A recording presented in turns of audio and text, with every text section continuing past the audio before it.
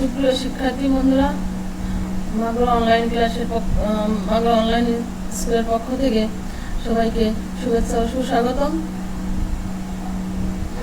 আমি নীলিমা চ্যাটার্জি, সহকারী শিক্ষক, গাঙ্গানিয়া মাধ্যমিক বিদ্যালয়, মাগরা সদর, মাগরা।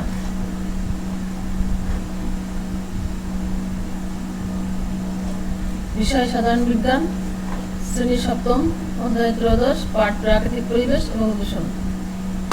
আজকের পাঠ আমাদের প্রাকৃতিক পরিবেশ এবং দূষণ সম্পর্কে আমি তোমাদের মাঝে আলোচনা করব।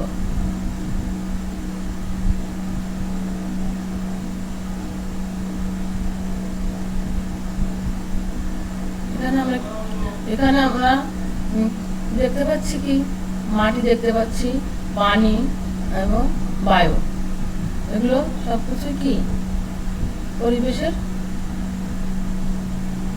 এগুলো কিসের উপাদান? আমরা সবাই কি দেখতে পাচ্ছি, মাটি, পানি, বায়ু, এগুলো কিসের উপাদান?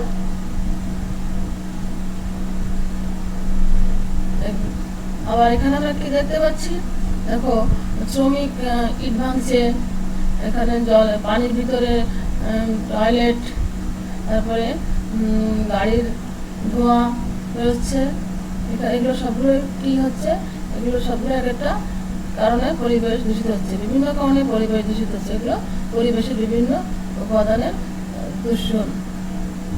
দেখো এখানে কি দেখা যাচ্ছে, এখানে মানুষের কি কি কারণে ক্ষতি হচ্ছে, শব্দ দূষণে মানুষকে অ্যাটাক করছে, পানি দূষণে ক্ষতি করছে, বায়ু দূষণে ক্ষতি করছে। তাহলে আজকে আমাদের পাঠ প্রাকৃতিক পরিবেশ এবং দূষণ। আমরা আজকে কি কি শিখতে পারবো সেগুলো সম্পর্কে একটু দেখি।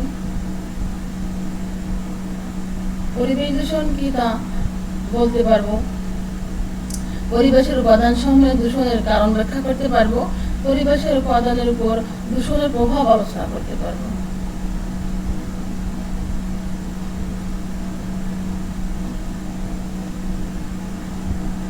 আমরা স্বাভাবিক অবস্থা দেখব এবং অস্বাভাবিক অবস্থায়। একটা মাছ স্বাভাবিক অবস্থায় থাকলে কি অবস্থা, কেমন থাকে, আর অস্বাভাবিক অবস্থায় থাকলে কি অবস্থায় থাকে। দেখো মাছ যখন স্বাভাবিক থাকে তখন কত সুন্দর, কিন্তু দূষণের কারণে, পরিবেশ দূষণের কারণে, জলে, মাছটা তো জলে থাকে, জলটা যখন দূষিত হয় তখন মাছের অবস্থা এরকম হয়, আর এইরকম গা ফুসকে ওঠে, তখন এগুলো খেয়ে আমাদের কিন্তু শরীরের অনেক ক্ষতি হয়, এ থেকে আমরা রোগাক্রান্ত হই। আবার কিছু পেঁয়াজ দেখো, দেখা যাচ্ছে যে পেঁয়াজগুলো ভালো মাটিতে ভালো আছে, কিন্তু যখনই এই মাটি পচে, মাটিতে কীটনাশক ঔষধ থাকে, এগুলো পচে পেঁয়াজটা পচে গেছে, মাটি নষ্ট, মাটি দূষণের কারণে পেঁয়াজটা পচা দেখা যাচ্ছে, পচন ধরে আছে আর কি, এগুলো খেলেও আমাদের ক্ষতি হয়। আবার স্বাভাবিক অবস্থায় হাঁস মুরগি দেখো, হাঁসগুলো কত সুন্দর সতেজ দেখা যাচ্ছে, আবার অস্বাভাবিক অবস্থায় এগুলো পচে মরে যাচ্ছে বিভিন্ন কীটনাশকের কারণে, এগুলোর কারণেও পরিবেশ দূষিত হচ্ছে, যেখানে সেখানে ফেলে রাখছে। আবার বাচ্চা দুটো স্কুলে যাচ্ছে সুস্থ অবস্থায়, আবার যখন কলকারখানার ধোঁয়া, গাড়ি ঘোড়ার ধোঁয়ায় বাচ্চাদের দূষিত, পরিবেশ দূষিত হচ্ছে, তার কারণ একটা মানুষের শরীরেও বাচ্চারা যখন স্কুলে যাচ্ছে তখন তাদের নাকে দুর্গন্ধ লাগছে, ওদের নাকে মাস্ক পরছে। আর এই দেশে দেখো এখন অস্বাভাবিক অবস্থা বিরাজ করছে, কারণ পৃথিবীব্যাপী এই দূষণের কারণে কিন্তু এই করোনা ভাইরাসটা হয়েছে। এখন সবাই যখন আমরা ঘরে আছি, বাইরে যখন বেরোবো তখন কিন্তু আমরা মাস্ক পরে বের হবো, আর বাইরে বেরোনোর দরকার নেই এই করোনার সময়, সবাই ঘরে থেকে লেখাপড়া করবে।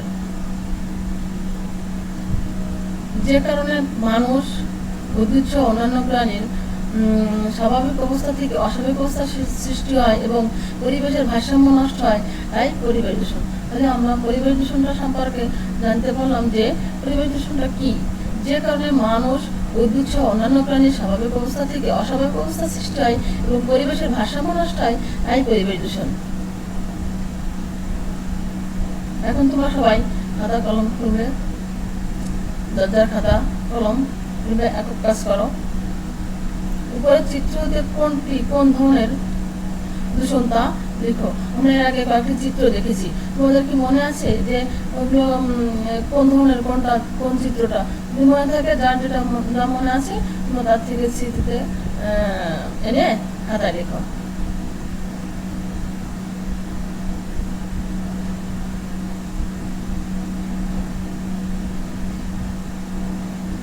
পরিবেশ দূষণের কারণ দেখো, এখানে কতগুলো কারণ দেখা যাচ্ছে পরিবেশ দূষণের। যেমন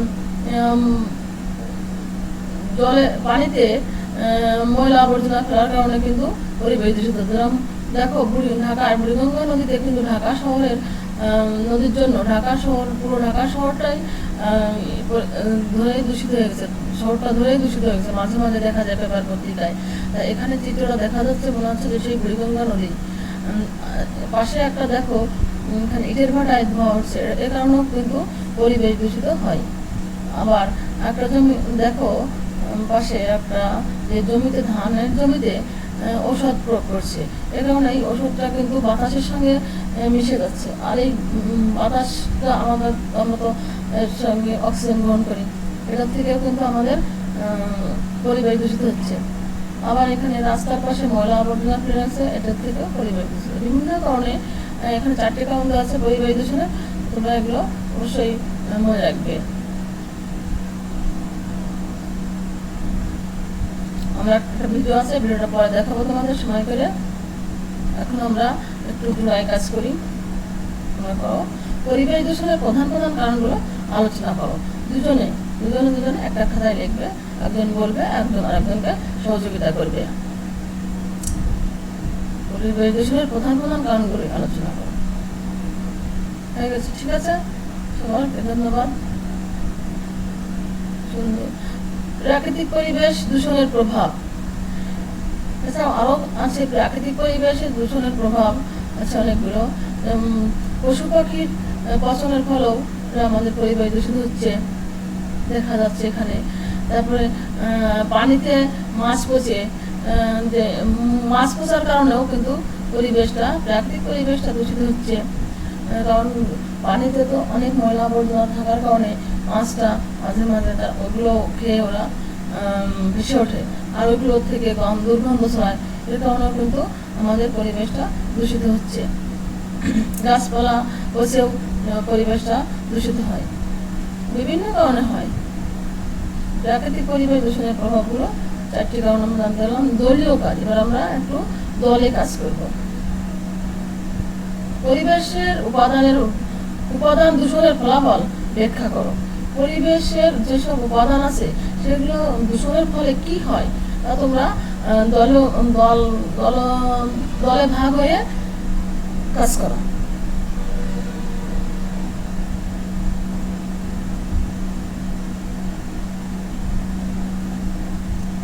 হয়ে গেছে?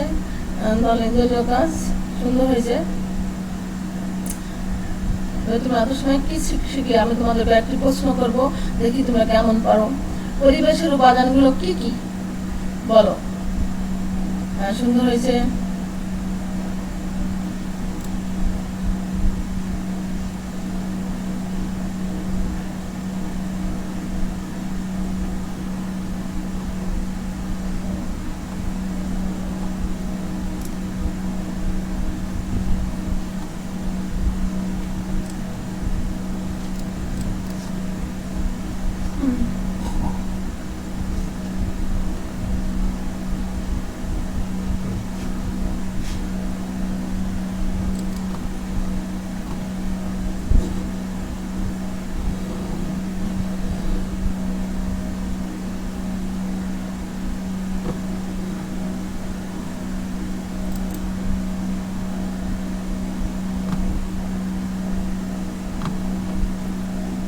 কয়েকটি পরিবেশ দূষণের নাম লিখো। সুন্দর হয়েছে।